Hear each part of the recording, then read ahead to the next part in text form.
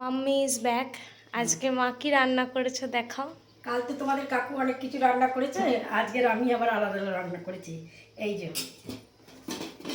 ভাত, আচ্ছা মেয়ের এই যে মুসুর ডাল, পেঁপে আর গাজর একসঙ্গে সিদ্ধ করে দিয়েছি, আলাদা করে করিনি। আচ্ছা আজ একটু মাছটা ভেঙে ফেলেছি,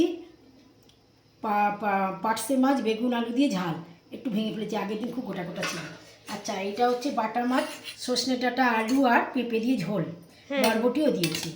আচ্ছা লোটে মাছের ঝুড়ি, লোটে ঝুরি। ঝুড়ি আর এই মেয়ের চিকেন স্যুপ, মেয়ের চিকেন স্যুপ।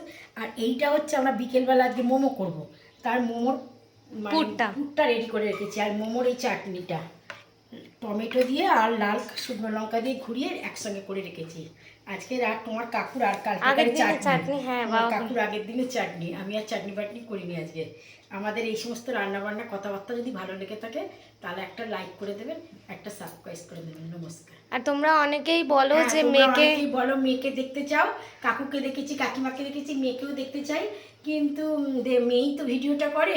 ঠিক আছে, একদিন আমার নাতনিকে ডাকবো, এখন নাতনির এখন পরীক্ষা চলছে, আজও পড়তে গেছে, বাড়ি থাকলে ওকে দিয়ে একদিন আমি আর মেয়ে একসঙ্গে একটা ভিডিও করে নেবো, বুঝেছো? আমার মেয়ে এমনি লাইফে একসঙ্গে, তো আমরা লাইফে একসঙ্গে করি, কিন্তু আমরা এই ভিডিওটা করতে পারি না, মেয়ে যেহেতু তুলে দেয়।